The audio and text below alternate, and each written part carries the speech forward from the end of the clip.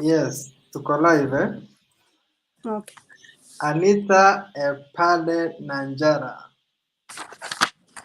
Karibu sana kwa Mtembei TV.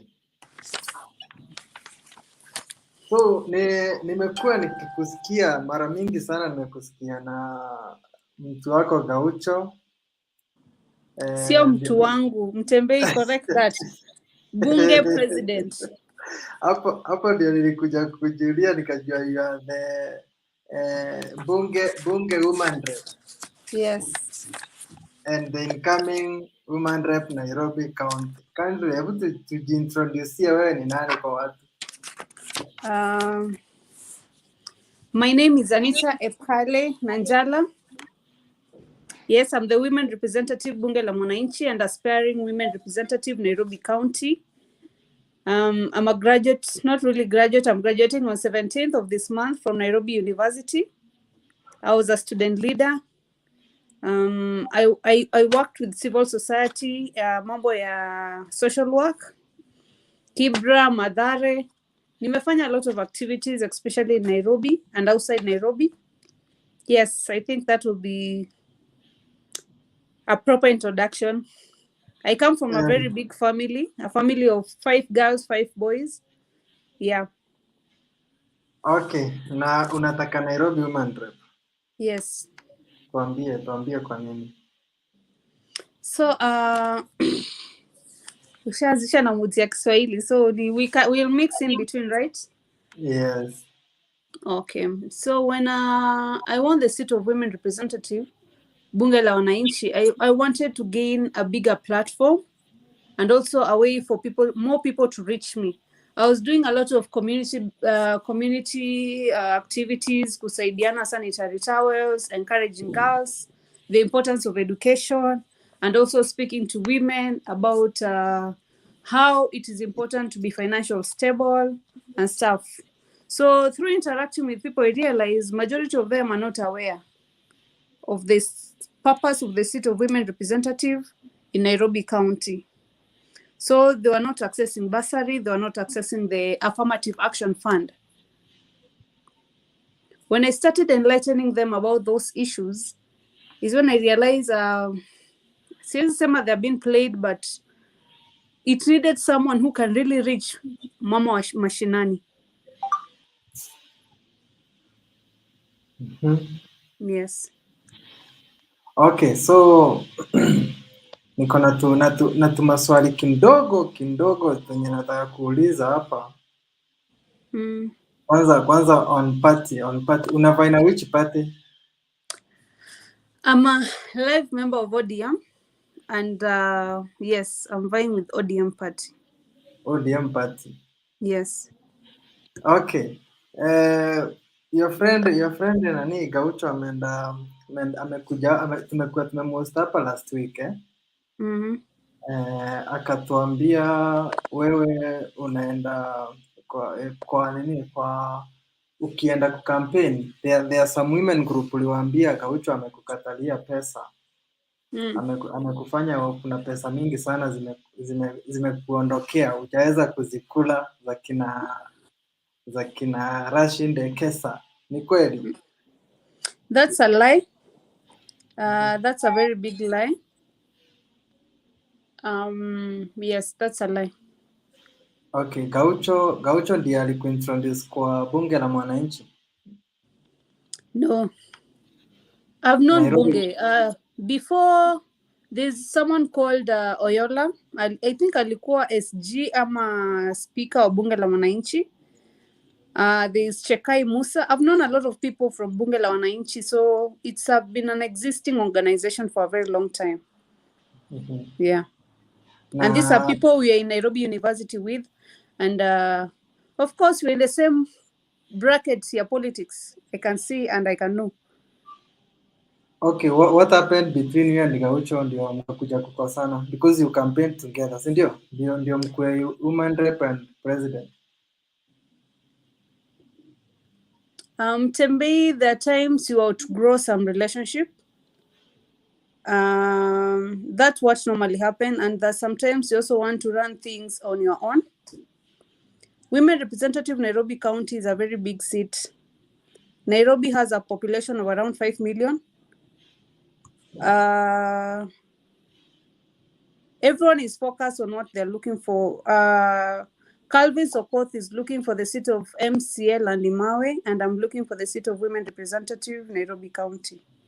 That tells you there are times I will not be revolving around Landimawe, campaigning Landimawe day in, day out. I need to be in other constituency. I need to be in other wards. Nairobi has 85 wards, to be precise. I need to be in all of those wards. Yes. Okay, before mkutana na before ujoin politics ya ya bunge la mwananchi, ushaikuwa aligned to Ruto? No, I've never been aligned to Ruto, but I have friends who are campaigning for Ruto, and we meet, we talk.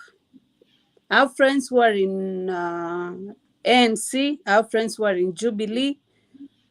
I have friends. I don't judge my friends by their political party, right? When you go to hospital Mtembei, do you ask, I want to be specifically treated by an ODM doctor? Or when you go to the shop, unaulizanga duka gani ni ya watu wa ODM ama duka gani ni ya watu wa UDA, then you select where you are doing your business.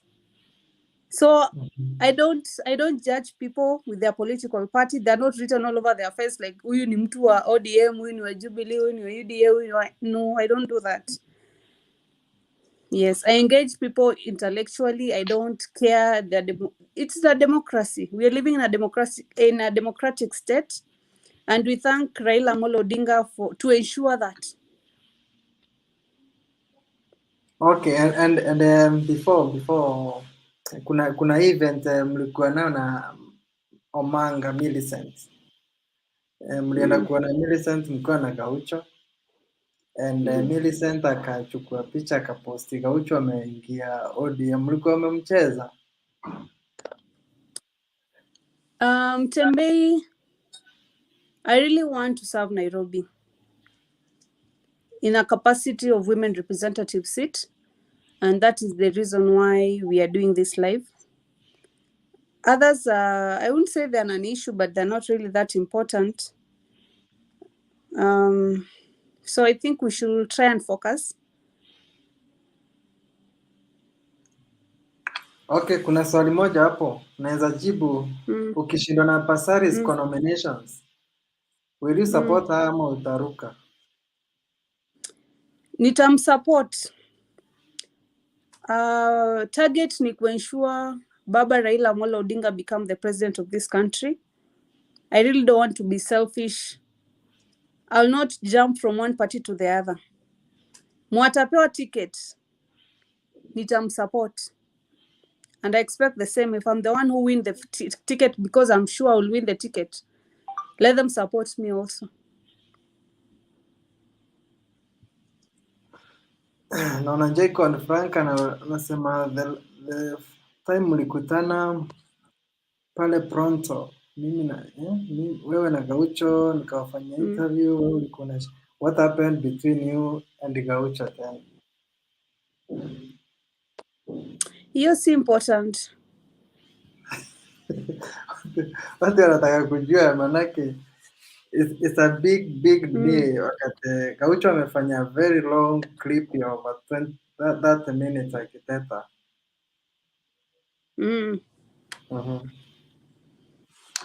Na people There's wanakuona nothing kama between the two of us. many ODM guys wanakuona kama UDA mall kwa ODM.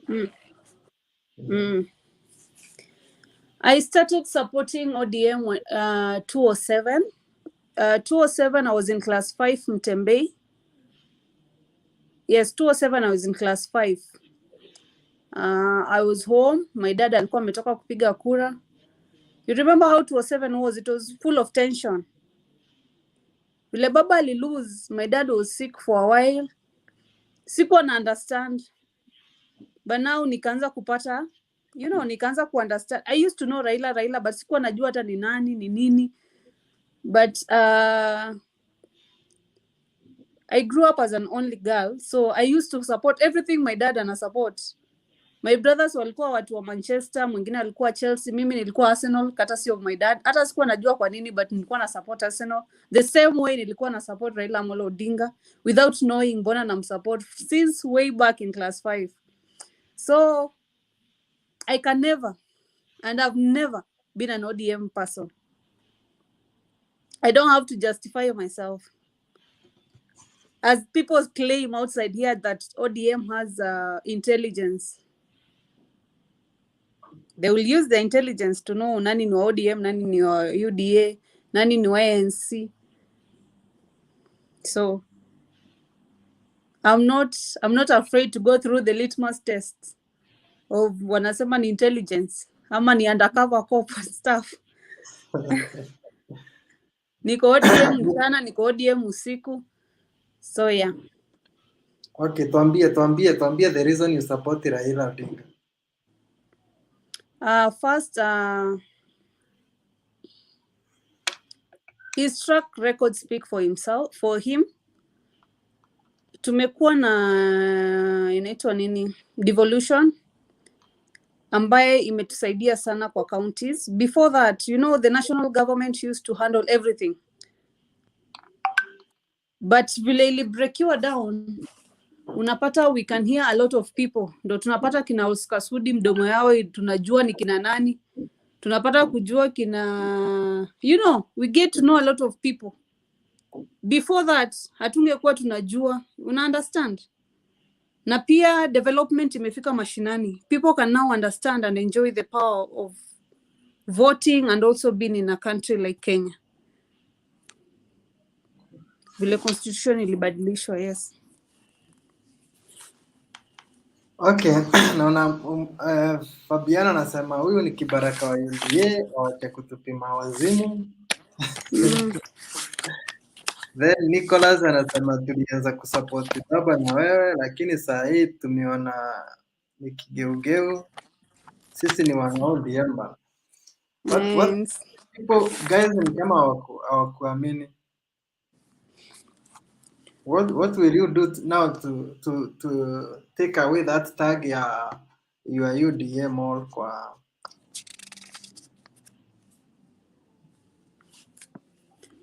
ODM,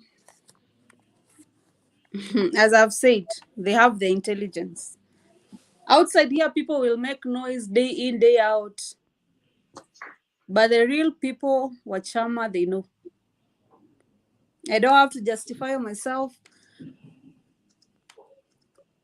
They know. Kuna mama wa Embakasi uliwaambia uko UDA?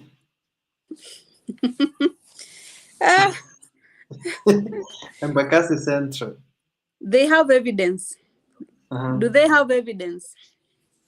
You know one thing with Edgar Obare and Mike Sonko, they do not just blah blah out here. They come with evidence. That's why they're trusted bloggers ama wanaitwa nini? Yes. Mtu akisema kitu wacha akuje na evidence. If you don't have evidence, don't speak anyhowly.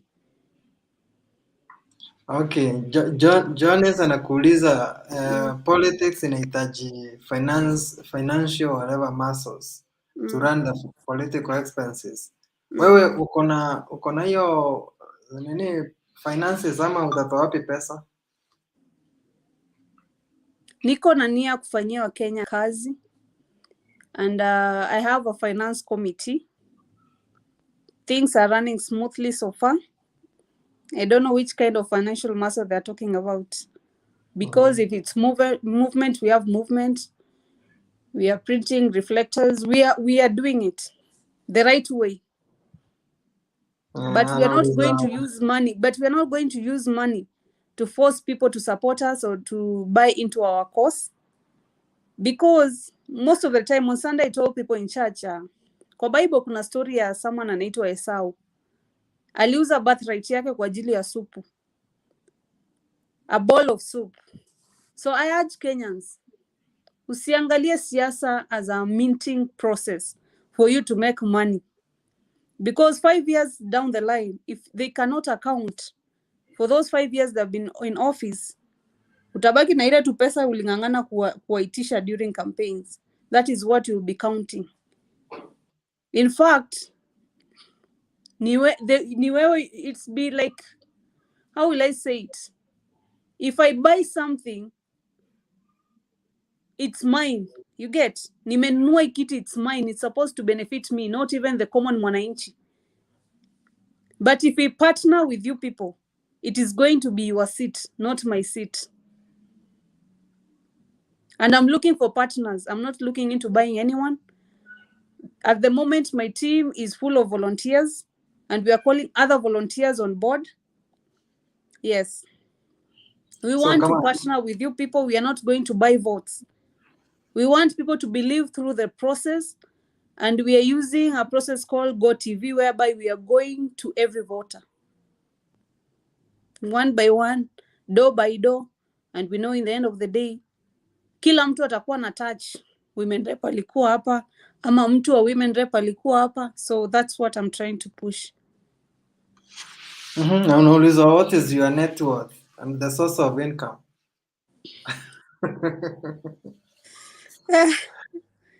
I like to pass that question. That is a private matter. Nairobi imekuwa babaya, sitaki niingiliwe. Ukipasio si watu watasema sasa hapo ndio kina Rashid Ekesa wanaingilia anamwaga pesa. No. I'm not associated with UDA in any way as a party. Okay. Yes. Okay, unauliza why women rep not MP, senator or MCA? I wanted to see, I really, as I told you from the word go, I've been doing a lot of projects with women in the society.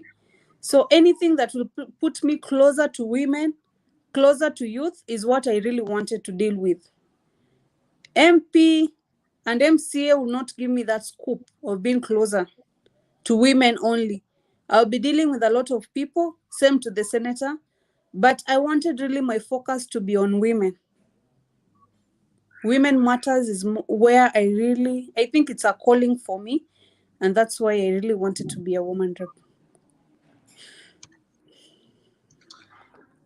Okay. Let me see another good question hapa. I'm interested in questions zenye watu wanapost.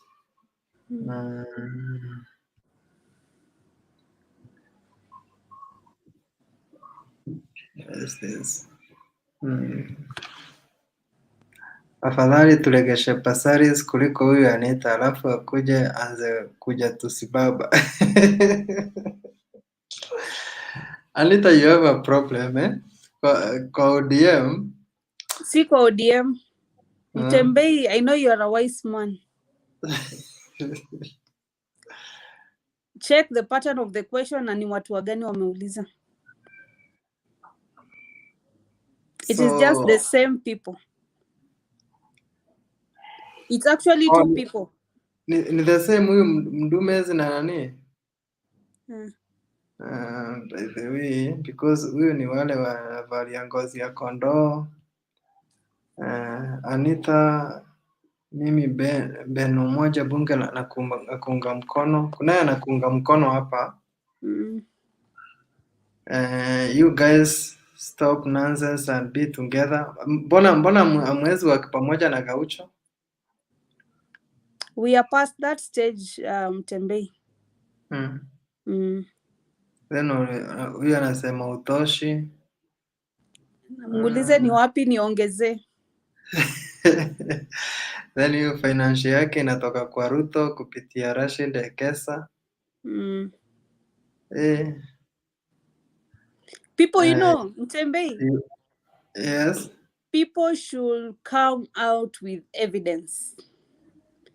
Right now, you can go to Safaricom, unaenda na namba ya mtu, una request ID, they call me if I allow access or not, they give you transaction of my dealings. You can go to my bank accounts, unauliza the same, you know. And if it's through one-on-one, you must be having photos of seeing me with Rashid Ekesa or seeing me with William Samoei Ruto. You just don't talk out of rumors. The problem with our society right now is that people are spreading rumors day in, day out. I'm very happy with the new nini that they are pushing about the use of social media. You don't just come out with things without evidence. It's a crime right now in Kenya. So it's politics, and I understand. It's politics. So Kamna nauliza, is it true what ghetto president said about you? People have freedom of speech. They are free to say anything, and we thank Raila Amolo Odinga for that. He ensured that really people have freedom of speech. And Daniel nasema you are speechless. Mm-hmm. Then Kenneth Boga anauliza, how can he become a partner kwako? I think You follow us on Instagram. We post a lot of activities on Instagram at Honorable Anita Nanjala. You'll get my contact there, my email. Yes. huyu Kipkemoi anasema don't tell us stories. Wakenya wanaishi kwa uchochole, uchoyo mkonayo nyingi, matajiri, we can't entertain you anymore. Sort of movement is the best weapon. Huyo ni mtu wa Ruto. Yeah, he actually Amos Kipkemoi. Naitwa Queen of Sufferers. Usione nimetengeneza hapa kidogo to make up, but I'm Queen of Sufferers.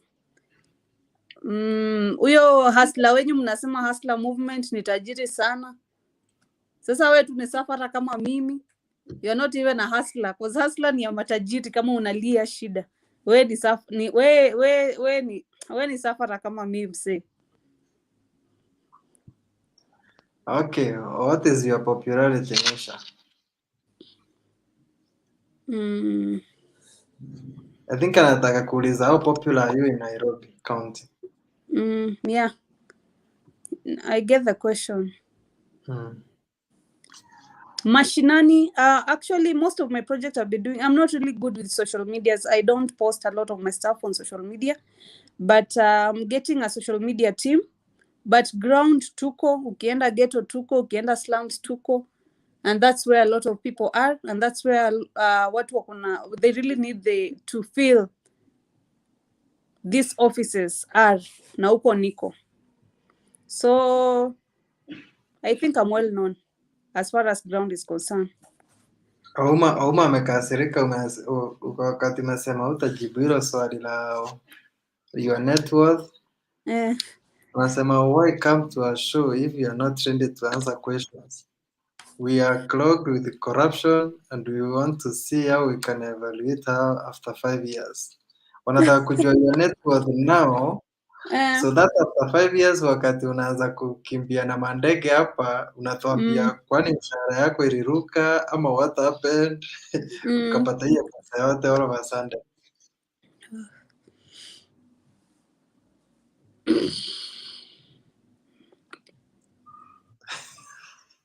You have no question. Let me just answer that question, Tembe, in this way. I am a normal Kenyan like any other. Just from university, sijapata job bado. We are doing campaign on purely well-wishers and supporters. So I cannot say we have a net worth. Yes, our net worth are the people of Nairobi, people who are supporting us and people who are working with us through this journey. So in simple terms tunasema sahi hatuna kitu. But ukiingia in less than 5 years tutaanza That sounded so bad. Oh God, that sounded so bad. Oh, Tembe, we are blessed. We are really blessed. So ukianza kuruka na chopa sahi usituambie my friends, I made business, I made what. It will be corruption money. No, it will not be. Yes. Mungu Okay, wacha anafungua milango. huyu Abei anasema acha turudisha bursaries. Huyu naye sioni. Haina shida. If someone has, you know, tulianza nikisema it's a democratic state. If you're benefiting from someone, keep on supporting them. The reason why I didn't even decide. People pushed me. It's because of delay of bursaries, ngaf money. Ukienda shule, watu wa mama ambao walijaza form za bursary January this year, March, mpaka leo hajapewa bursary. And you know, bursary is supposed to be disbanded after every 3 months. After every 3 months. Niambie kama mtu alijaza form March this year, February this year, mpaka leo hajapata bursary. 1 year down the line. Si nimeona bursaries akipeana bursaries za ngaf. Very selectively. Very selectively, not my words, very selectively.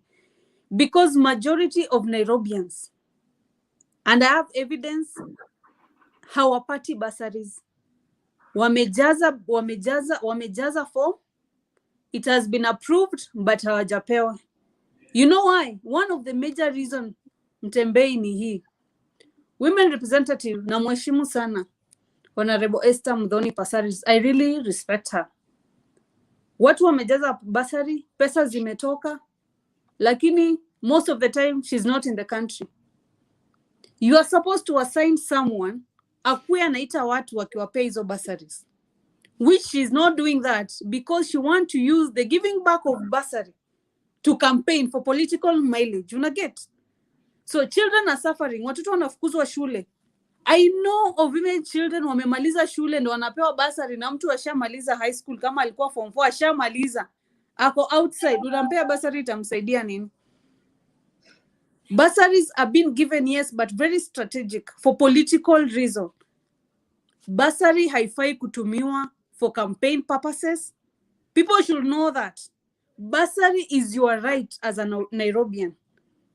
That's why the seat of senator haijapewa any budget. But the seat of women representative imepewa funds. Are you aware the seat of senator haina any funds? Hope you know. Yes. But the seat of women representative imepewa fund because they assumed, it's not assumption, it is well known that women representative is supposed to be a motherly person. A motherly person will ensure the children have gone to school. The small business ya mama mboga ina-operate vizuri. That's why we have affirmative action fund. That's why iko na uwezo fund na iko na youth fund. But when you elect someone mwenye hayuko ako Nairobi, yes, but kazi yako ni kukatwalk na kwenda outside the country, and then when it's nearing election this year, ame hold bursary zote from January. Right now we are getting to December, then up to next year maybe ndo anajipanga atapeana next year because politics itakuwa imechacha. Ataita watu wajaze kwa uwanja, anza kuwapea bursary as a campaigning tool, na watoto wamefukuzwa, wako na exam, mtu wako Rwanda, mtu wako US, and their money is there. It has been given by the government of this country. You know, majority of people, forgive me, but I don't really do my campaigns online. You'll never see a lot of my things online because the people who are really suffering, the vulnerable families in this society, hata they cannot even afford data to be online. So I don't campaign really online because of that. You will never see a lot of me or all of me on social media because of that. Because I go to watu wa chini, people who are really being affected by this. Let me tell you, a lot of children wako nyumbani sai, walitegemea hiyo 10,000 ya bursary. They have not been given. You are being assured you will be given money. Now there's nothing, hakuna kitu mbaya sana kama mtu kukuashua she will give you money. When you have surety, hii pesa inatoka na inafaa itoke siku fulani, trust me, the kalitu kadogo pesa mama angeingiza mahali kwa hiyo school fees, ataingiza kwa biashara, ataingiza kwa project, hata lipia mtoto shule. Na mtoto in the end of the day anakuja kufukuzwa amekaa nyumbani na wewe. A lot of vijana sahi wako mtaa, Unapata mtu alipewa TV ama alipewa blow dryer. Surely unapea chali blow dryer afanye nini? A lot of youth wanatoka kwa mtaa, watu wanajua kucheza basketball ama wanajua kucheza futa, wanajua kutengeneza art. In this busy travel ya women representative, mbona usiende na art za hao vijana mapicha? Create for them platform outside this country. If you really love going out, wapate market, wauze. We have so many talented young people in this country, but what is happening to them? Either they don't get value for what they are doing. This remind me, last week I was headed to Njiru. I met a young boy. There's this new design of art imekuja. You can make a someone face, or you just draw someone, but using nails and string. I don't know which name they pay. Unatengeneza using nails na kamba. Nikamuuliza ataniuza how much. Do you know what that guy told me? Wewe uko na ngapi sis? Nikamwambia naweza kuambia niko na 1,000, but nikiangalia it's very artistic. Hii ni kitu iko worth mimi 6,000 ama 8k. Alafu sijahesabu effort yako na the time umeingiza into it. Una get? The youth are that desperate. They don't care if they get value for what they have done or they don't get value. Bora tu wamekula, bora wamesurvive. Hiyo ndo stage tumefika. And they have youth fund. They don't know about it. Wamama, they are not sensitized kujua kwa kuna pesa kwa ngafu. They don't know about it. Watu wameshikilia hizo pesa watumie kucampaign.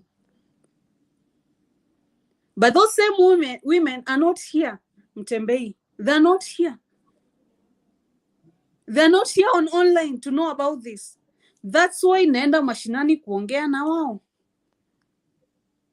That's why I try to, najaribu kuwaelimisha, na try kuwa enlighten. It really hurts me a lot.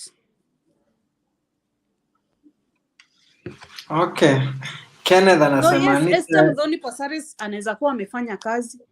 Mimi, she's not my target of this war. My target is to ensure that as much as I lose, hata kama nita lose, which I don't see myself losing, but if I lose, I want women to be aware. Wajue kiti ya women rep ni nini. Wanafikiria ni flower girls as we are speaking. They should know hiyo kiti iko hapo for nini. Iko hapo for youth, iko hapo for women, iko hapo wako na pesa ya the elderly in the society. Wazee wa society wako na pesa kwa kiti, kwa ofisi ya women representative. Women represent, kwani ngafu inakuanga pesa ngapi? I thought it's a very minute percentage.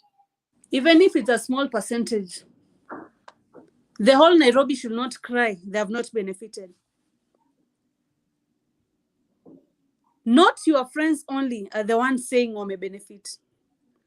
Not your campaigners alone are saying wame benefit.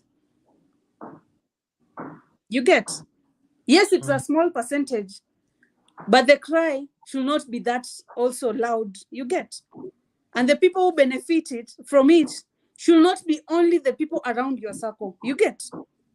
You get my point? Yes.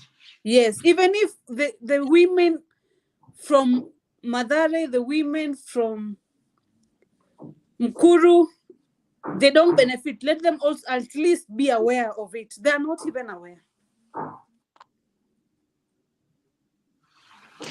Okay, tukiangalia Kenneth anasema hapa, Anita, I've always loved women who get to seek positions to represent people at the high table. Ile kitu anaomba tu kiingia huko usisahau the common mwananchi. I cannot. I will not. Bana Ndobati anauliza, hello, what do you have for the youth in Nairobi? First and foremost, the work of women representative also is to advocate. It's advocacy. What does that mean? You can advocate for things the youth to benefit. Another thing, this is also not into my office, but it's within my reach and my power as a women representative. Naweza pata kazi kwa vijana through different organization. Naweza enda industrial area, naweza approach hodari, naweza approach different organization, you know, and manufacturers industry to ensure that our youth, for at least kutoka kwa kila constituency, from the lowest of lowest, wanapata job. Una get? Sijui kama una understand. Niko na hiyo power ya kupigia mtu wa Manuchandaria nimwambie niwekee vijana fulani job, niwekee watu wa fulani job. You get? Kando na hiyo, through my outside travel, interacting with people ama even within the country, through hii pesa ya ngafu na Uwezo Fund, unaweza saidia youth with capital for startup in their businesses. Most youth are very creative. Kitu wanakosa ni hiyo pesa kidogo ya kuanzisha biashara ama to fuel their dreams. Hiyo ndo kitu nahakikishia Nairobians as far as youth is concerned. I'm also a youth and I'm speaking out of experience. I know the challenges we are facing. Sai Nairobi imekuwa tricky sana, especially if you don't come from a, let me say, if you don't come from a well-off family kidogo, it's really hard for the youth in this country. Yes, unaweza soma umalize, what next? I'm not the smartest. I'm not the deserving one. I know there are more qualified people in this Nairobi. There are good leaders in this city. But the problem comes wanaogopa hii process ya politics. Personally, let me tell you, I don't love the political phase, ama political period. But I know I can lead and I can offer my service. Okay. Karen Baresa anasema wewe ni project ya Ruth.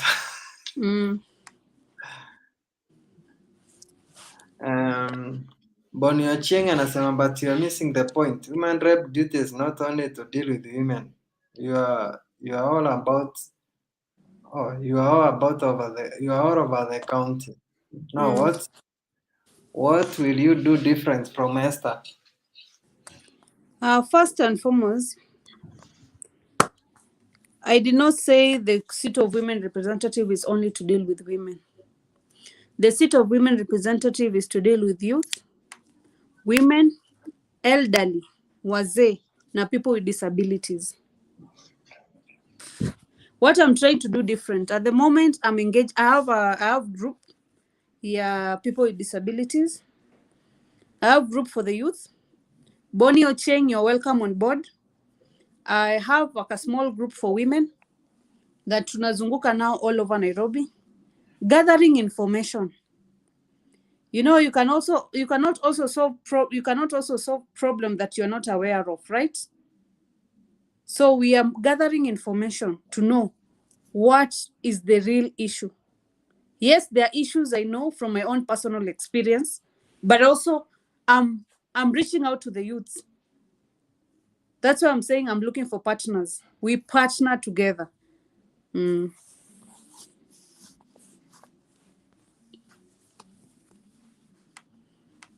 Sorry, Ocharo anasema huwezi make Kanairo but you can get nominated.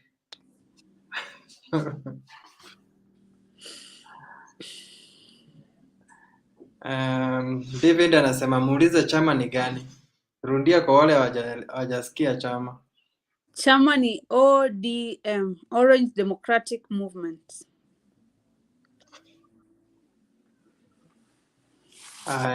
King Joshua, does she even know the mandate of women rep? You are not there to support women only. I think I've answered that question, but I'll repeat.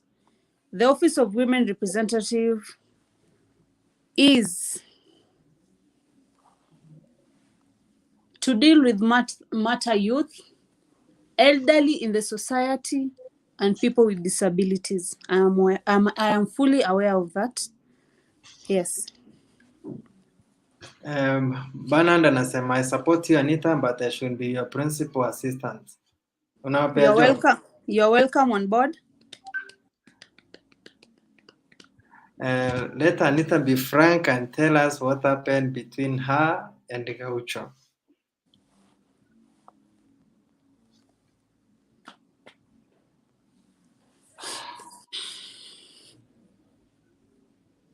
Wait, you don't expect me to answer that, do you? Come on, Mtembei. We will not revolve around that. Unajua hii swali na kaikirundiwa. Yeah, Ndio yeah. maana kalikiselect. Mm. Acha tuende kwa hii. What set her aside from other women? As I said, I'm not the most qualified. I'm not the most deserving. But within my small space, I've tried as much as possible to make a difference. Niko na roho ya kusaidia. I think I'm one person. I really don't want to talk about, because no one chooses where to be born, and no one chooses the privileges they occur in life, okay? Kuna wenye wamejituma, na kuna wenye wameangukia, na kuna wenye, when people talk of, alienda kuuza bedsheet State House akapata, ama sijui kwa ofisi ya mtu akakuwa nominated, I don't understand that language. You get? Watu wanaishi Karen na wajaishi slums. I don't understand them. You get? I've grown up in a very humble home, in a very humble way. I'm a sufferer, and I'm not, yes, bado na struggle kiplani. And when what will set me apart or different from everyone else, I think I pass through these issues daily. Hata place naishi nakutana na vijana kila siku wamekaa kwa mawe, napatana na wamadheu wanapitia shida fulani, unaget. Mara mtoi wake amekataa kwenda shule, ametoroka na mbaba fulani juu ya shida. You get? Hizi ni vitu ni challenges napitia daily, ni vitu na understand. Na let me say nime grow up into a lot of challenges, na matamanio yangu kubwa is to make a difference. Yes. Okay, naona Lagate anasema Ruto tosha, anaweza cause of many things that you see. Mbona hutaki kuchagua Ruto?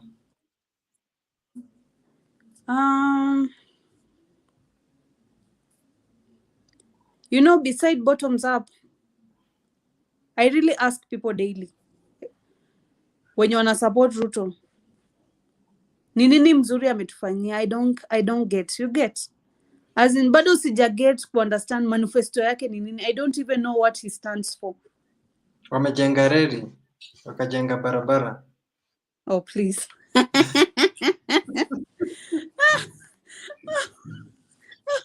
Oh, forgive me, I forgot you're online. Oh, God. Which one? 10,000 kilometers. Na wakatengeneza ma stadium. Hiyo akiwindi ataleta, I think. If you can add people online Mtembei to join, I think it will be okay. Nataka huyu Langat atuambie, unajua anaweza kuwa anajua what Ruto has done and I don't know. At least today it will be the first time napata mtu mwako na straight point, because honestly everyone have engaged. Hawaniambie exactly ni nini amefanya or what he really stand for, apart from tribalism, which was evidently by the serikali alichagua, apart from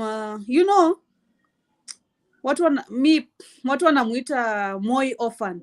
Wale watu, they think about me, myself and I. Kama ni shamba inafaa ikuwe yake, kama ni Central Bank inafaa move kwa boma yake. You get? Ni hao watu. I think is a very akona ubinafsi sana. That is my view, but anyway, the people wanasema wanajua what she has done, wacha atuambie. Amos, ntawalika hapa baadaye wakuulize swali wenyewe. Amos Kipkemoi anasema, you said people should come with evidence, and why ODM supporters are accusing Ruto of being a thief, and you people hamna file za kuonesha the evidence. When someone, sometimes when God want to expose you, he makes you mad. You remember that time alikama out akasema si pesa fulani imeibiwa, ni pesa fulani. It reminded me of a story. There was this story kwa bank, wezi walikuja wakaiba wakaiba around sijui let's just create ka similar story to it because I won't be able to remember the exact figures. Wezi walikuja akaiba 4 million. The manager wa bank akatangaza ilibwa 10 million. Now huyo mwizi aliba 4 million. Anasema no, wacha niende hata mimi kwa TV niseme hapana ni 4 million iliiba.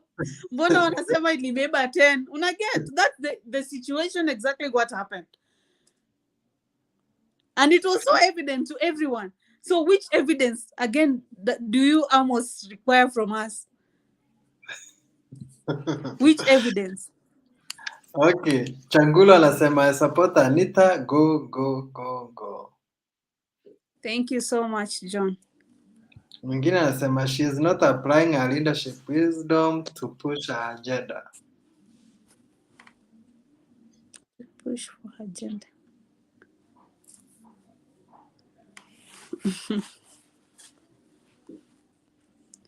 Wemazuri, I think you will see me on the side. You advise me. I'm a very approachable person and I listen to advice.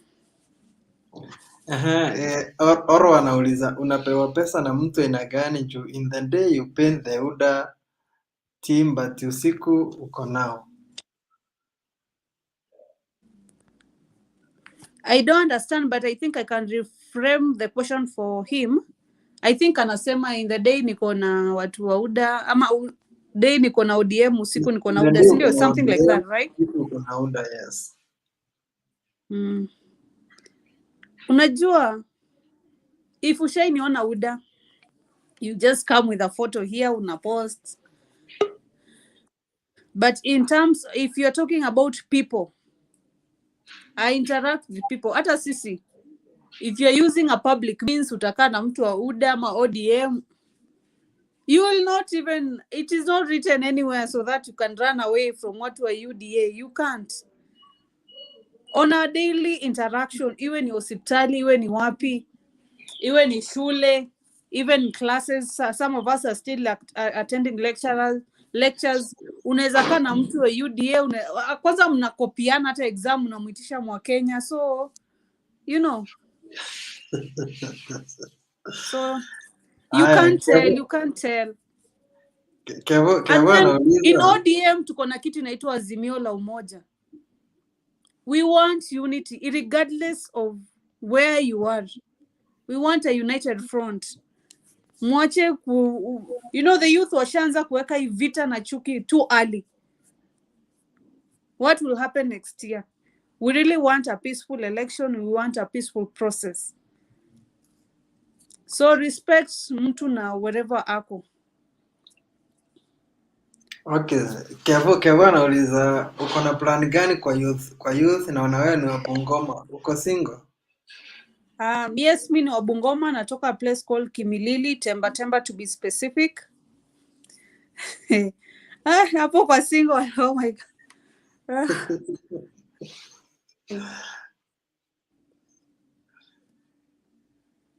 Hey. Bana ndo narudia anasema Anita, you are the best but kupatikana physically is a problem. Can I work with you as a PA? I'm a master's graduate. Bana tutaongea. You will just inbox me after this. Yeah, we will talk.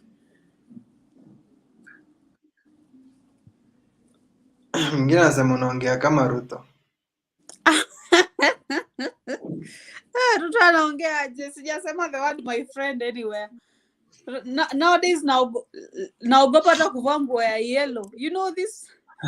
Hata kusema my friend because politics is a bit tricky. Okay, hebu jibu John Chacha hiyo story yake hapo.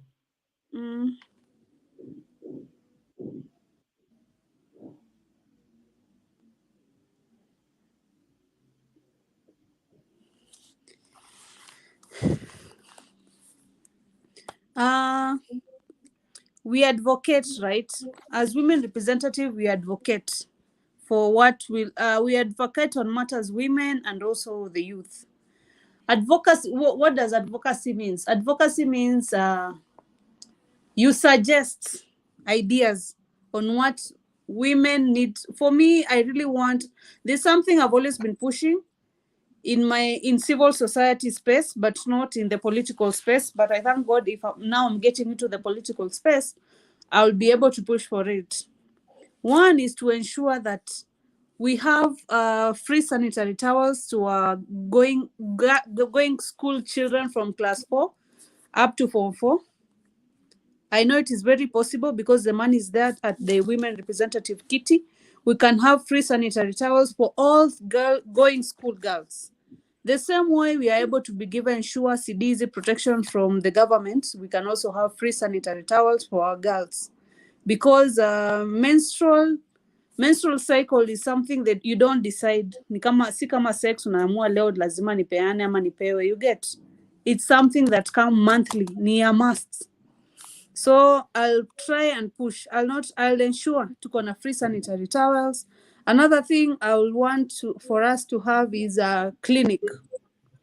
Free clinic in every ward for our infants. Free clinic and medical support. Another thing is I really want to push for is for women, pregnant women, and anyone who has a child below 6 months to be wapande matatu bure, wasikuwa wanalipa, because you can because most of the time unapata mama lazima ende clinic but hana hiyo transport ya kwenda clinic, you get. So what I want to push for is to ensure that our women, any pregnant woman atakuwa anapanda matatu bure. Another thing, anyone akona mtoto chini ya miezi 6 atakuwa anapanda gari bure, hatakuwa analipa matatu. Those are the things I will really push for. Collins anasema you have my support. Try to have my vote. What do you think of Nairobi being cosmopolitan region? Yeah, it's a cosmopolitan region. That's why beside being cosmopolitans, a lot of people in Nairobi are well learned compared to other areas. Nisiambiwa na judge watu, but depends what do I think of Nairobi being a cosmopolitan region.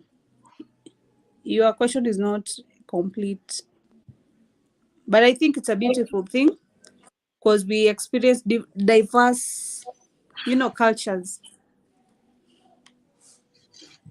Okay, Kevin anasema I can't see you being a strong woman but you will flower Bursaries because she is everywhere. Lakini Miguna asikusikie.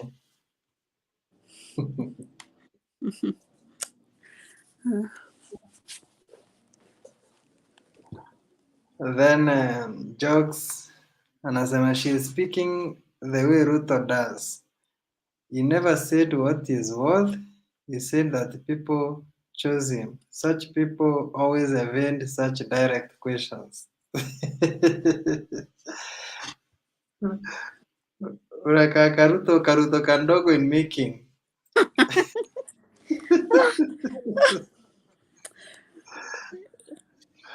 No, you didn't say that. Please take back your words. Joke amesema Ruto hakusema word yake, watu walishtukia tu he has become an overnight billionaire. Splashing money, serikali inangojea wakidhani pesa zitaisha, ana increase ana increase the rate, vile alikuwa anatoa 1 million siku hizi ni 5 ama 2 million.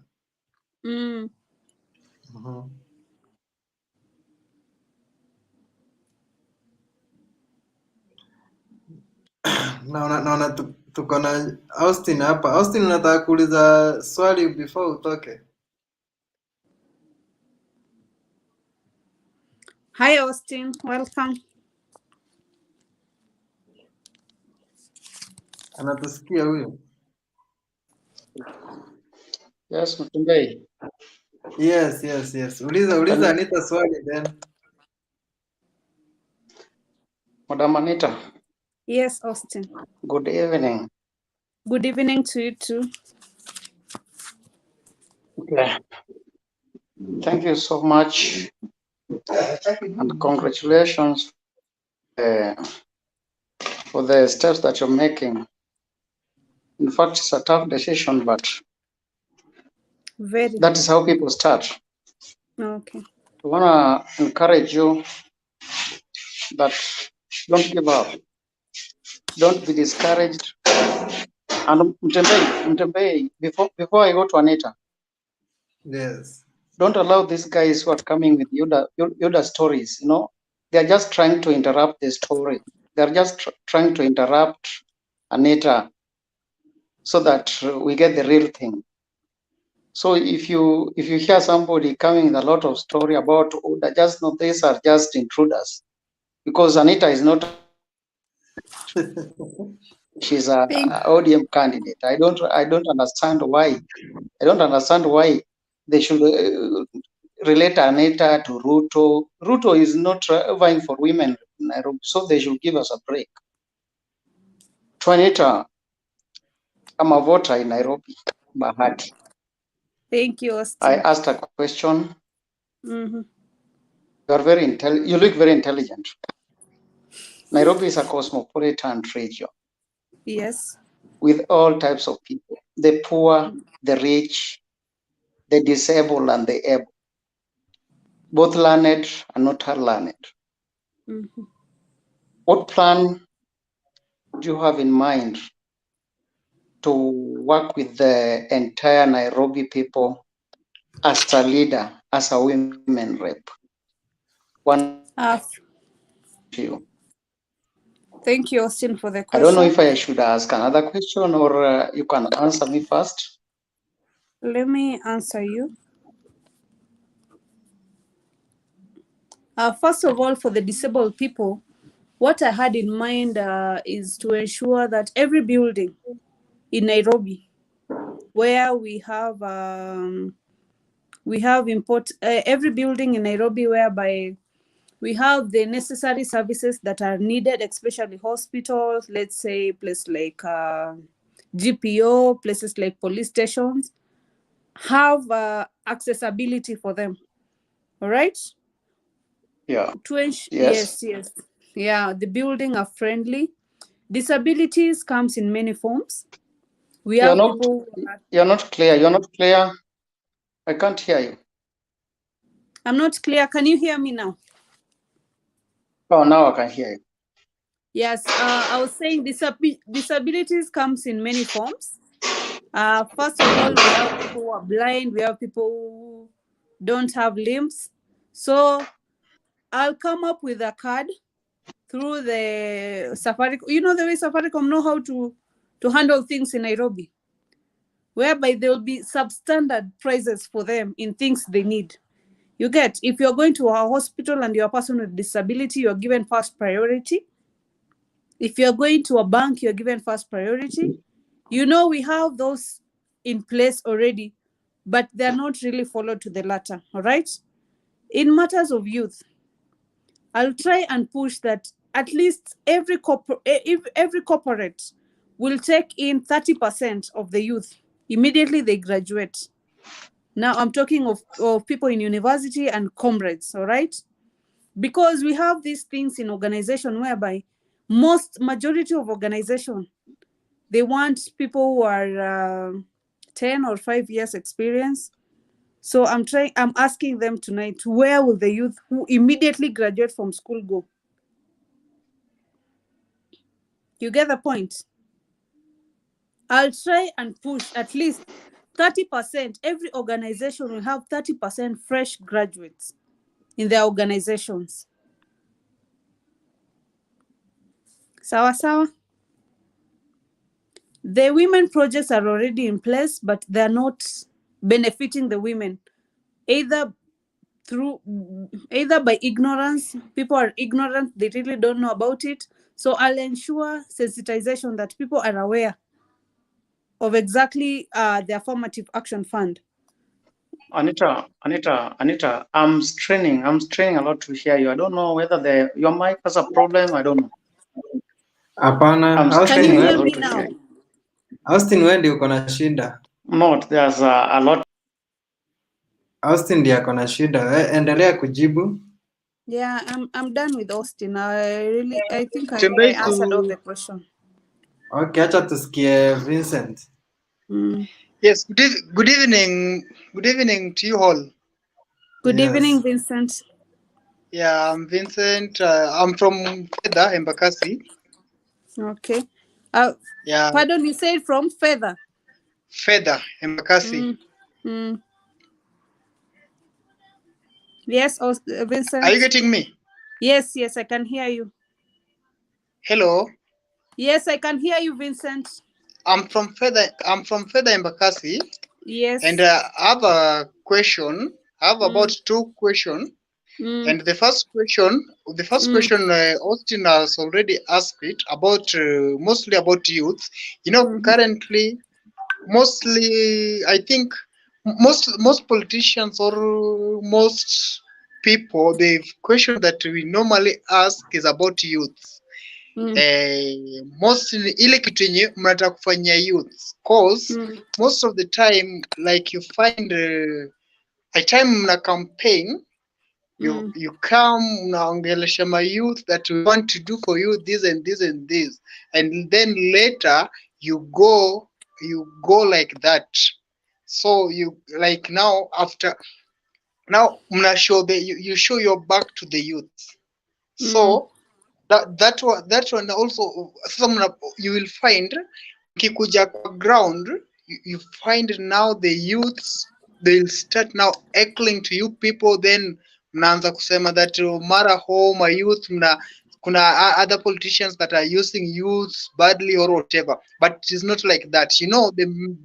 The mistake that you people you do is that you are promising youths good things. After promising the youth good things, later you do what? You just go like that. So my question is this, Mm. and Austin already asked you the question that Mm. how will you empower the youth? Mostly I'm seeing that most politicians, they are empowering youth through and this one it doesn't even, I don't want to relate it to even the deputy president. I don't want to Mm. relate it to him. Mm. Mostly you find the youth are being empowered through giving them these car wash machines, Mm. which Mm. also it is also another means of employment. I can't Mm. refuse about it. But Mm. why why should you people not give these youths, we as let me just talk, even I myself, that why don't you people give us a good opportunity, maybe like if you empower us, either if we can be in a group of either 5 or 10 youths, you give Mm. us what, either you give us like a capital, we start a business or a project, rather than these car wash Naenda things. kulala. It me to my according to me, Mm. I don't think like giving we as youth car wash machines and whatever, if it will be good. So apart from this question, apart from this car wash that you people you normally give people, which other thing, like you yourself as Anita, how will you empower us as youths? Can you Mm. first just answer that? Is when I ask you another question. Sawa sawa. Yeah, Vincent, the Office of Women Representative, if you're not yeah, if you're not aware, has affirmative action fund. yeah, We also have a youth fund and Uwezo fund. yeah, What you require, Uwezo fund is 200,000. yeah, Youth fund is 100,000. yeah, You need a self-help group, yeah, whereby you apply, you pay 1,000. A group of 10 people, you come together, and yeah, then you apply for the youth fund. All right. yeah. Unapewa True. 200,000. Yeah, It also has ngaf. Ngaf haipewi kina mama peke yake. yeah, Ngaf is 100,000 and it's a grant. Grant yeah, inamaanisha nini? Ni pesa unapewa and you don't pay back. Ni yeah, pesa unapewa na you don't return it, okay? yeah. So, are you aware of this? Ama you are not? Yeah, I'm aware of youth fund and Uwezo fund, but Uh-huh. the problem is this: if you Mm. go to these offices, you go to Mm. apply them. you will find you'll just utasungusha tu hivi kila time, just go ende urudi, mwende mrudi. And even after getting the certificates, you will find that you amtapatio the for ili mpate the amount, it will be difficult. And me, like I myself currently, what I'm not that me currently I have an organization. Currently I have my own organization. Yes. And what I'm currently doing, I'm currently supporting the orphanage. I don't rely on one orphanage. I do visit many orphanages. So like I myself, I have my own organization. How will you empower me so that I can do it, so that I can continue doing this thing? Because currently what I'm doing it with the with my own with my own money, and it is my inakunga kitu ngine inakuwa in my mind, helping the widows, helping the orphans, and also helping the needy, those, and even the street children. Most like me, most of the time I do go to Ngara, that to Globe Cinema, doing giving the like those street children, I do give them like food, whatever. I do mostly every Sunday, and also Saturday I do visit the children's home. So can I talk I just want to talk about ask you about the street children. You know, it is not kwa street boy or a street girl, haikuwa kitu ingine ya kuchagua, si ndio?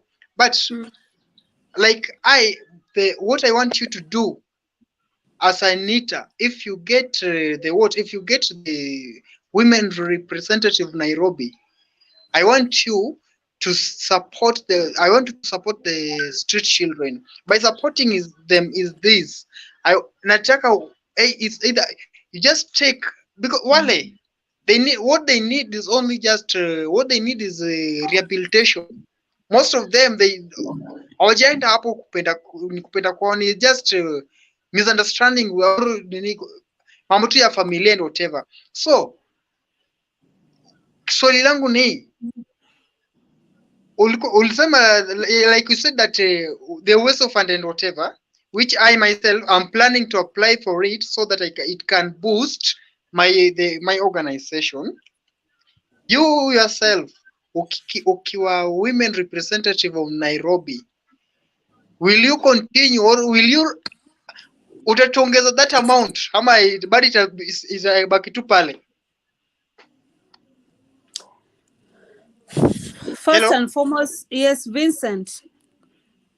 Or yes, congratulations on what you are doing.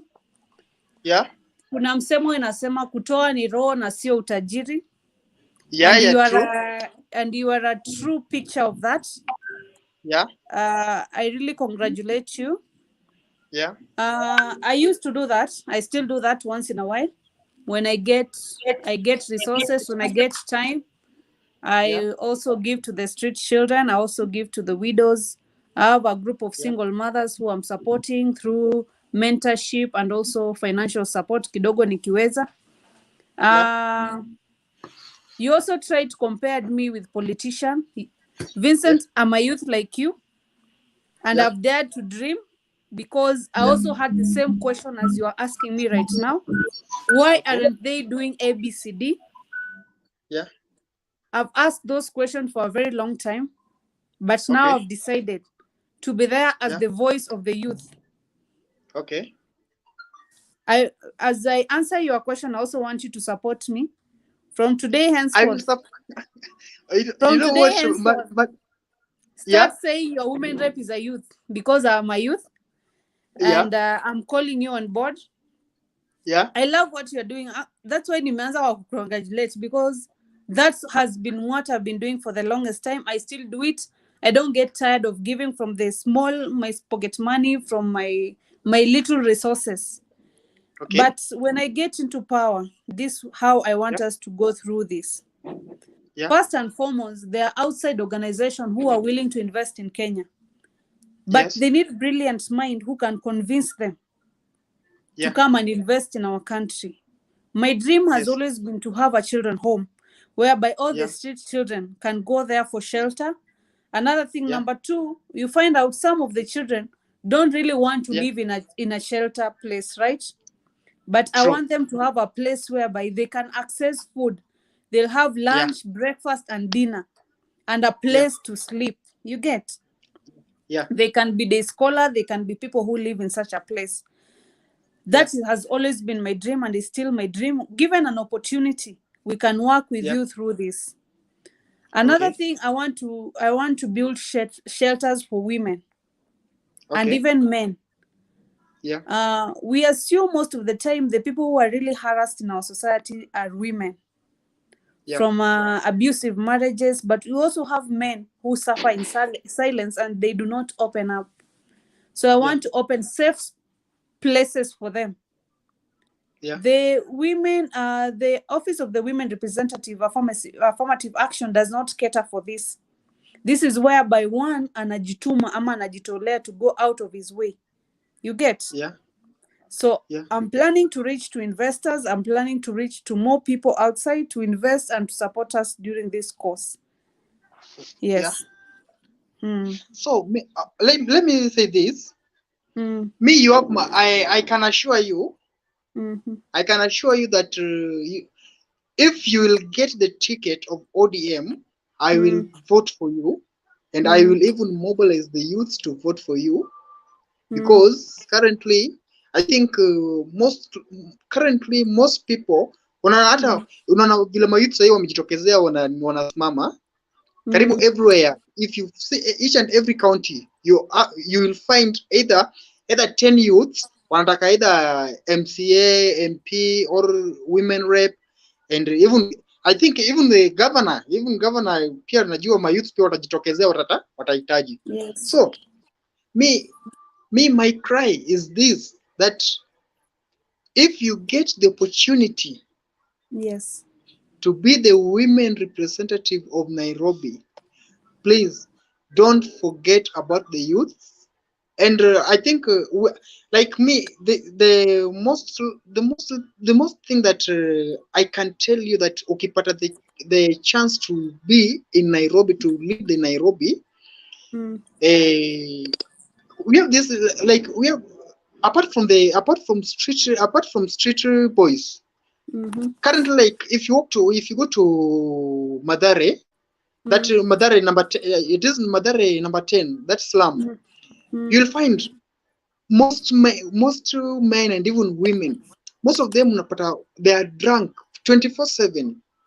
So unapata mtu ni mchafu, amekunywa pombe from morning to evening, ana palipa kulala, ana palipa vile anaweza oga hakuna. So the idea that I can give you is this, like in Madare, you can even build either like something like it is like a toilet or a washrooms.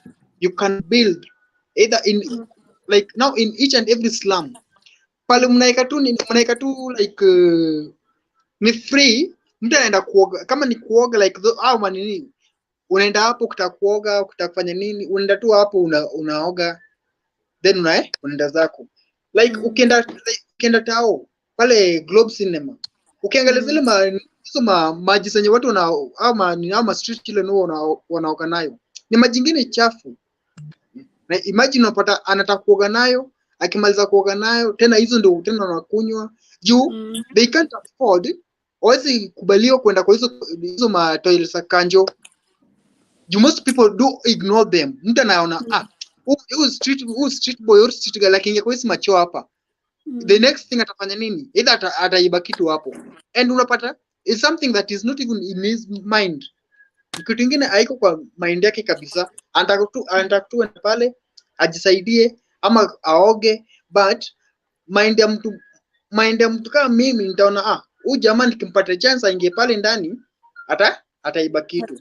So as a leader, ukiingia, if God can give you an opportunity, a chance, and also the people of my, because everything is a prayer. If you believe in God, if you pray so hard, you will get it. And I promise you, you'll get the votes from the youths because you are a youth like us. Yeah, so if you get opportunity to lead Nairobi, what I can assure, I want you to do, mwangalie hizo slums, try to build the washrooms and whatever. Sawa. Thank you so much, Vincent.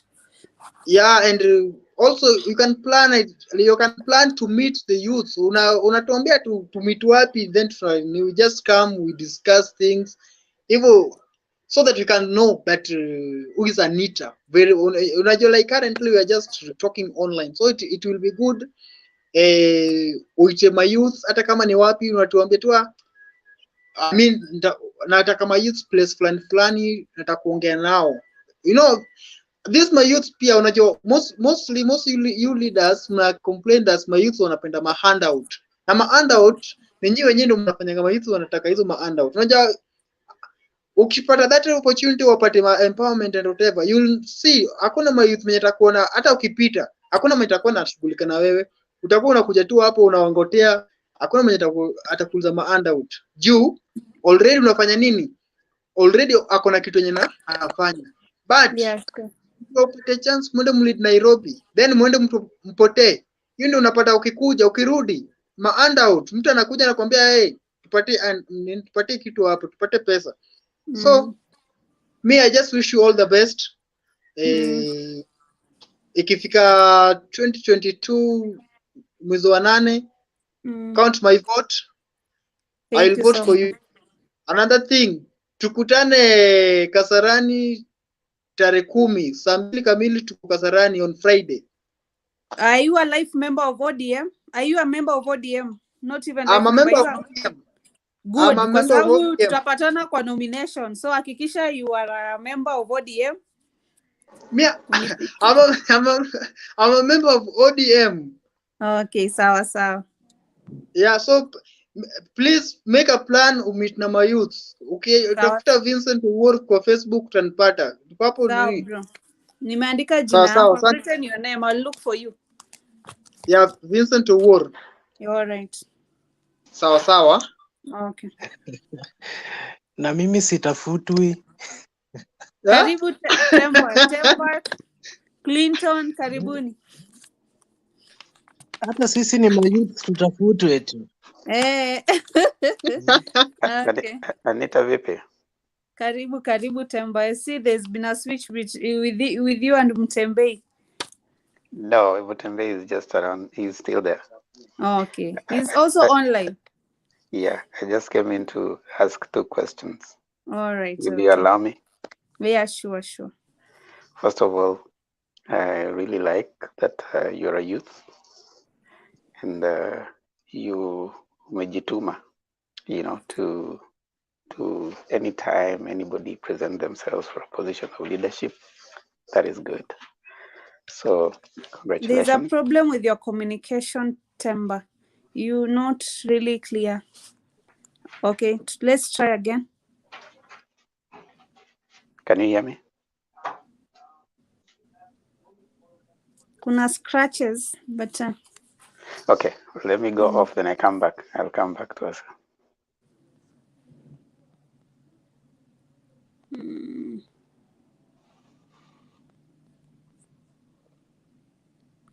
Clinton?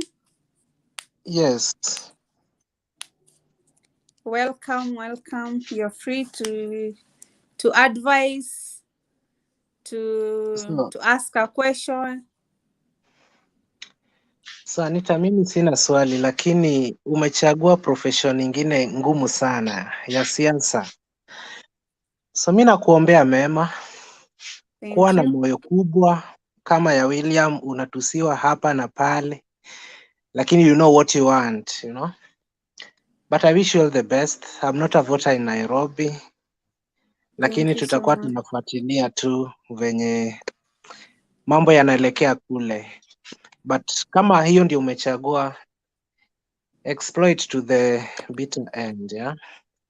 Okay. Mimi nakuombea mema hata kama hatuko kwenye chama moja, lakini I wish all the best. Ukiwa kiongozi pale, obviously utakuwa unawafanyia wote kazi bila kuangalia ni huyu ni wa chama gani ama chama gani. So mimi yangu ni kukuwish you all the best. Okay, thank you.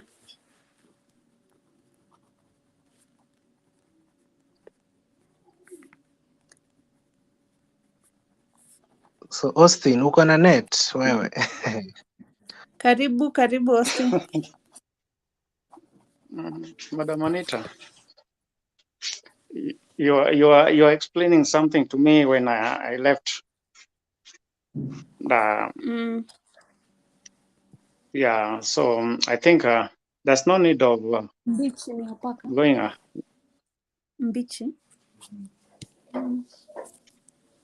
There's no need, but all what I can tell you, like I told you, I'm a voter in Nairobi. It is so much inspiring if fellow youths, we are now waking up, going for what is right. And in fact, the time is now. Let me tell you the truth. Don't listen to people who are discouraging you. The only thing that you should focus in is making yourself better than you are. Thank you. With God, everything is possible. Amen. With God, everything is possible. And whoever discourages you just has an evil mind. And maybe you have the best. I've been voting in Nairobi. I've voted for Esther Bursary's ever since. That is ever since, like I can tell you. I don't want to tell you that you have something different or special that to be in that office, but personally, I don't want to talk on behalf of others. You deserve to be a women rep of Nairobi. And you have the opportunity. You have the opportunity. Just go for it. Don't put Esther Bursary is in ODM just like you are. Just forget she is not existing, but a colleague whereby you can seek advice, you can do anything with time. I know we will talk much with time. If God plans, everything is going to be okay. I promise you, you have my support and anything else. Thank you so much. Yeah. Thank you so much, Collins. Welcome. Okay. Unmute your mic. Okay, before I leave, Anita, are you available? Available. Can you hear me? Yes, I are can you available? hear you. No, like it is in terms of communication. That is. Yes, I'm very available. You can check Twitter at the Anita. And the Anita on Twitter and Honorable Anita Nanjala on Instagram. You'll get my number there. We'll communicate more. It's okay. Okay, you can mute your mic. Thank you so much. We listen to. Okay, have a lovely night.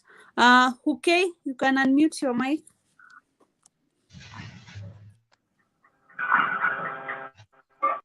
Yes, thank you so much, Honorable Anita. Yeah, it is good for a youth can run for the position that you're running. Thank you so much. Yeah, you have our support. So you want to run under which party? I am running. I'm in ODM. I'm a life member of ODM. Okay. Yeah. Yes. Will ODM secure for you a chance from Esther Bursary? ODM is a democratic party. I know we'll go to nominations. If you youth really want to have one of your youth, mtanipea kura na nitashinda ticket. But all in all, we'll be behind you. So all the best. Thank you so much. Thank you so much. Yeah. So all the best as a youth will be behind. Okay, before you go, speak to your fellow youth. Tell them our women rep is a youth. Sell my ideas, sell my agenda. Support me in your small way you can through sharing information with the people around you and also in groups that you are in. I will. My fellow youth who are now watching this show, Anita is a youth, is a leader. Let's all support her from where we are within Nairobi County. So thank you so much. Thank you so much.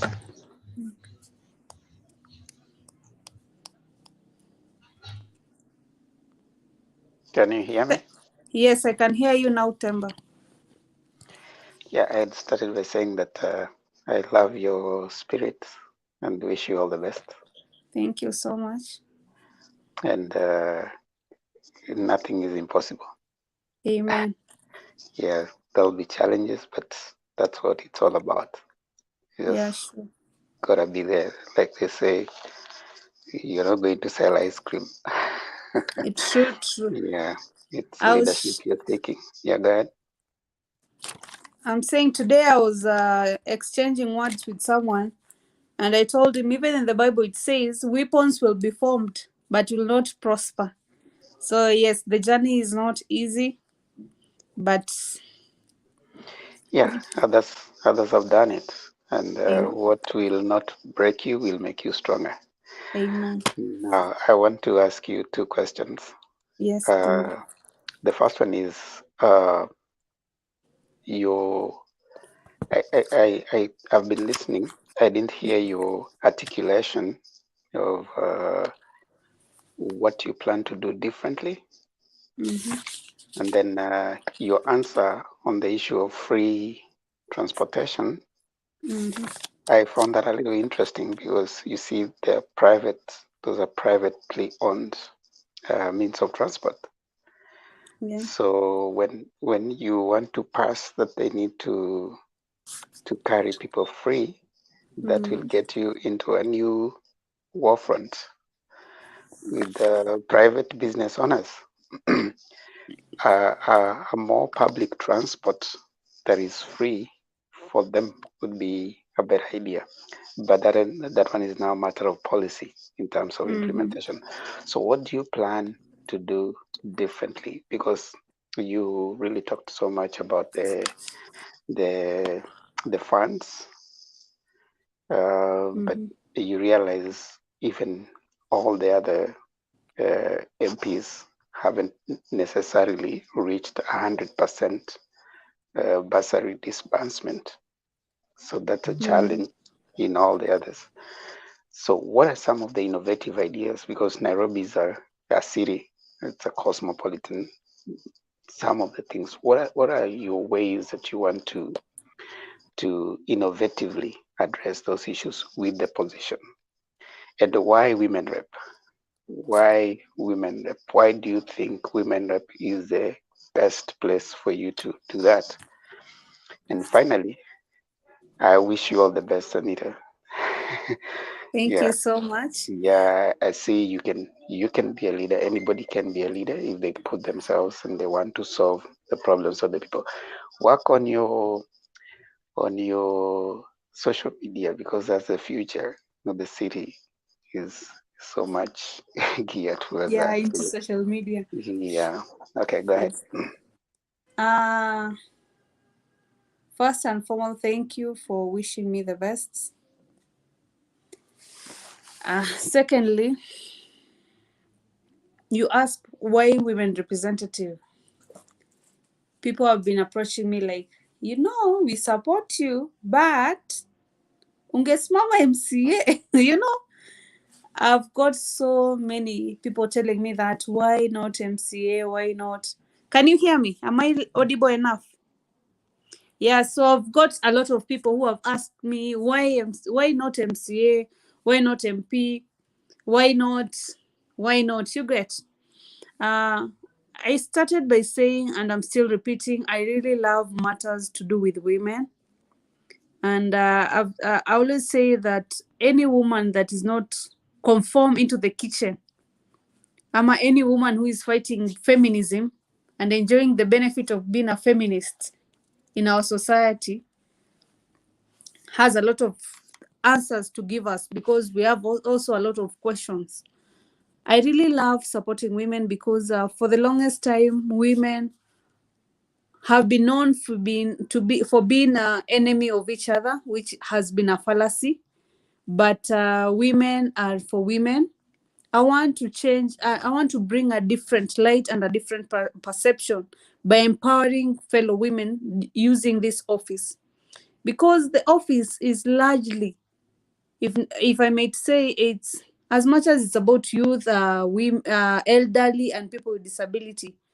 It portrays and bring out the picture of empowering fellow women. That's why we have a women representative. I've dealt with a lot of women. I've learned a lot of challenges and they're facing from mashinani level, from the lowest of the lowest. And I want to be a solution to the problem they're facing. I cannot be a solution if I don't have a platform. You get? The platform I have currently, I'm not able to access all the women. Or also a lot of women, the way you have said I should put more effort on my social media, they don't know there's someone who is trying to help in this capacity.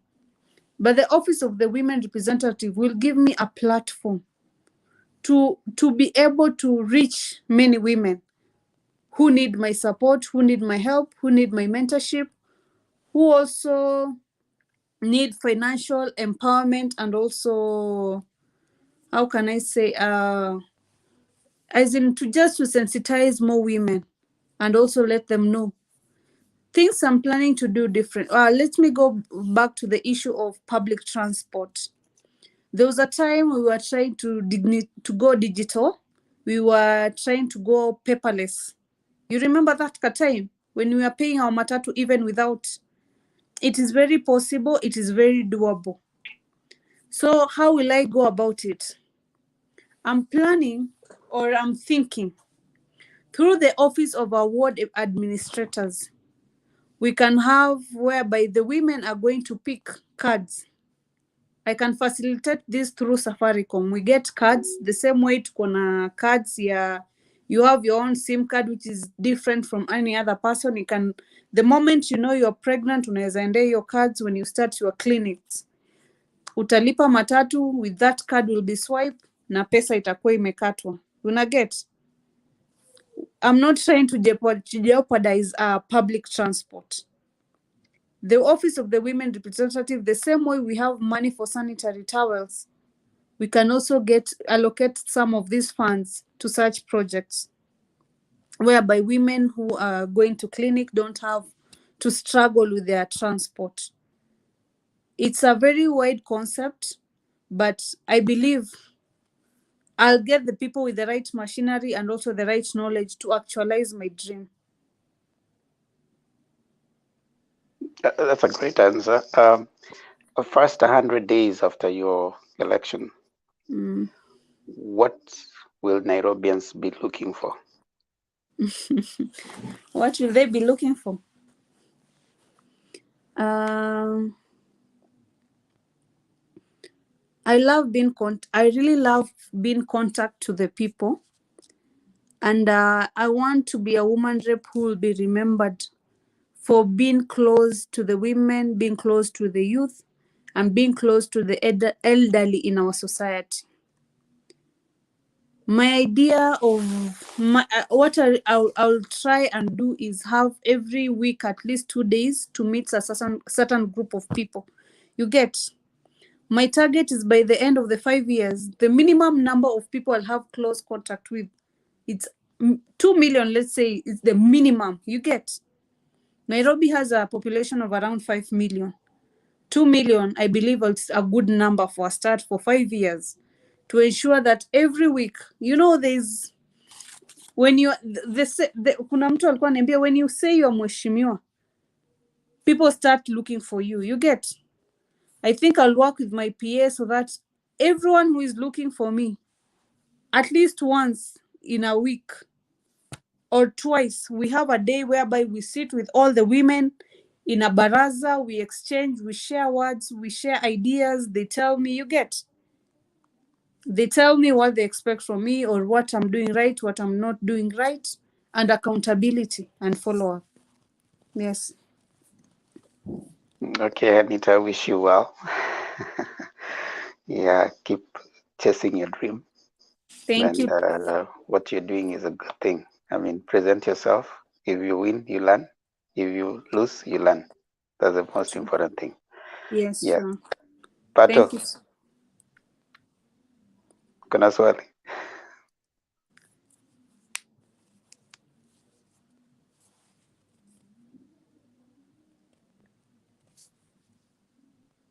Pato usikiki? Hatukusikii Pato.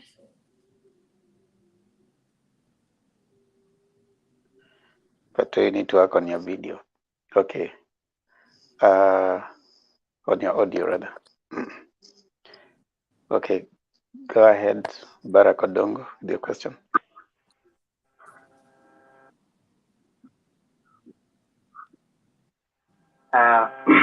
Thank you so much, and thank you for our next women rep representative. I've met you, Jivanji, if you can remember. So you are passionate about.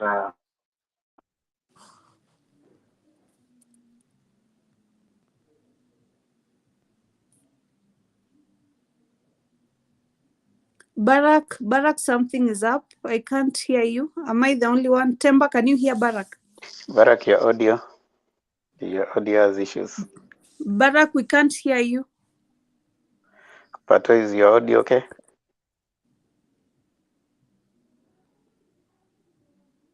Yeah, let them work on their video. Anita, I mean their audio. Anita, I want you to address part of the things that have.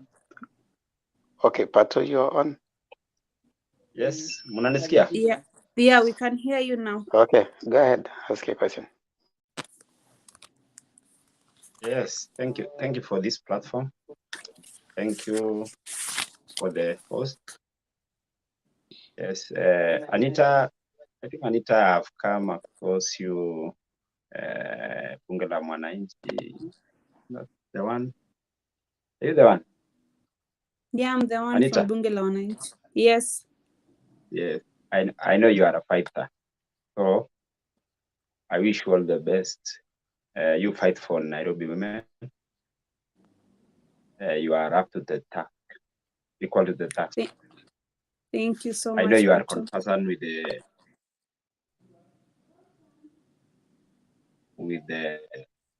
mtaa Nairobi. Yes. Ujue zile, I know the program which you have been running. I know. Yes, dear. Thank you. So I don't have much. Hapo kwako nitakutetea na wale wengine. Otherwise, I wish you all the best. That was sound. Okay, thank you, Pato. Now, Anita, you address the issues of the things that you've been doing. Would you mind going a little more detail? For example, when the program you're doing, you say when you started your program in say Kibera, you had. I'm just giving an example. You started feeding 200 women. Right now, the program you're running is feeding 500 women, because you see that's a little bit more tangible. Do you have things that you can measure where you will sit and we say, okay, want to see what you've been able to do without the position? If you get the position, you can escalate it. Is this something you can share with us?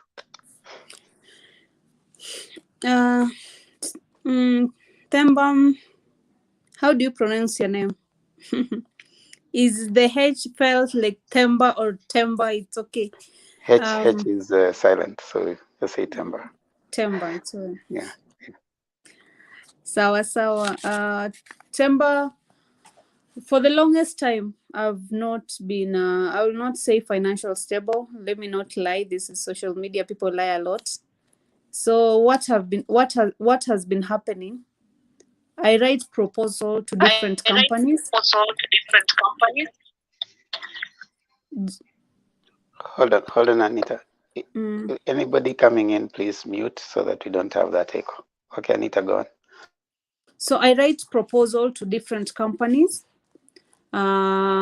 It's part of their community responsibility to give back.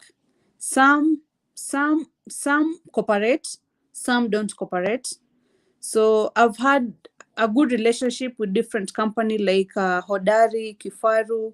There's one called EPCO. It's a building company. So I can't really put a number or measure to the number of women I help because I'm also depending on donors. You get? So whenever I get funds or whenever I get food, most of the time people donate food. They don't really give you money.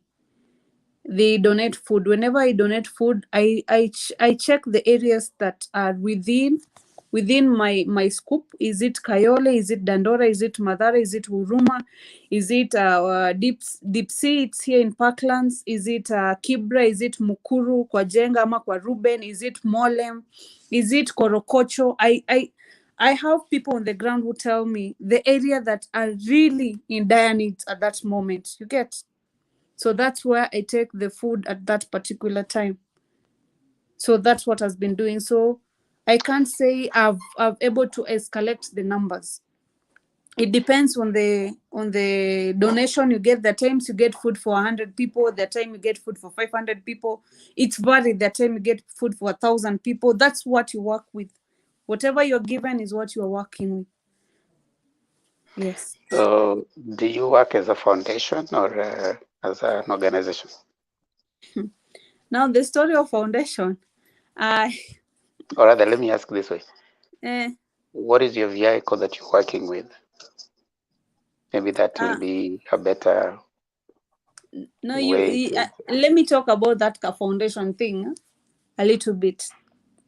You know, as youth, I don't know, we also need to improve on our relationship with each other because last year, part 1, I really wanted to open a foundation. I approached different youth. I brought friends on board. They conned me money. They went to River, they opened a foundation for me. And wakaniletea certificate ya River Road. So I really don't work with any foundation. I work as an individual. I've been doing it as a student leader from Nairobi University. And then I started doing it as an individual. And then I continued doing it as a women representative of Bunge la Wananchi. Yes.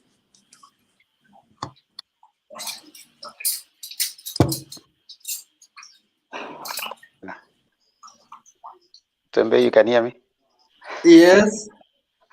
Now that you're back, wacha nikuache sasa nitoke. Nilikuwa nakuja niambie Anita sasa, since amejibu maswali mingi za Wakenya, she can give us a final remarks. Yeah, sure. Anita, I wish you well. Keep it up. Thank you so much. Hope I have your vote, Temba, and your support. Support me, guys. I'm not sure about my vote, but of course, I'm sure about the support. No. Anita, then I'm not doing a good job. Themba is not in Kenya, Anita. So nataki kundanganya. I'm not in Kenya. Now I get it. I understand.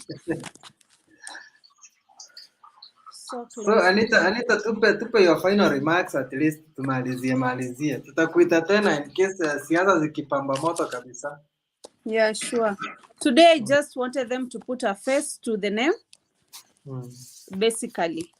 Alafu unajua kuna watu wengi wa online people are a group of people who are working. Mara mingi I cannot knock on their doors. Ni watu wanaishi no, let me say up, but ni wale watu wenye see people I can easily interact with on the daily basis on the ground. Ni watu wako busy, si ndio Mtembei? Nyinyi ndo the real hustlers. Nyinyi ni wale watu mko na kakitu. Bana, mimi nilikataa, mimi si hustler. Nyinyi mko na kakitu. Unajua watu wako na pesa ya kununua data na kulipa wifi, wako na kakitu. Anyway, thank you Nairobians. It has been eye-opening interacting with you this evening. I've learned so much also through the process of also letting you know of what I stand for, which side specifically I stand to be counted. My prayer is like we'll support each other, we'll work together, and you can invite me from your area if you are having sports activity, if you're having food drive, or if you're having girls mentorship program, you require sanitary towels from me, you are free to invite me, to call me on board. Yeah, I am very cooperative. I'm a youth like you, so that tells you. I'm also swift. You can call me anytime, any day, and I'll be available. I'll always create time. Yes. Aya, asante sana. Naona Elsa anasema yeye ni youth leader huko Dagoretti North. I think huyo atakuwa mtu mzuri wa kuwork na yeye akutafutia watu huko. Sawa sawa. Meanwhile guys, asanteni sana for everything. At least umekuwa hapa. Naona Baraka anataka namba yako, sijui atakuja kwa inbox huko kwa, umesema ni Twitter ama ni Instagram huko? Instagram. Watu endeni Instagram uchukue namba yake huko. Otherwise for now, thank you guys and good night. Anita, tutakuita tena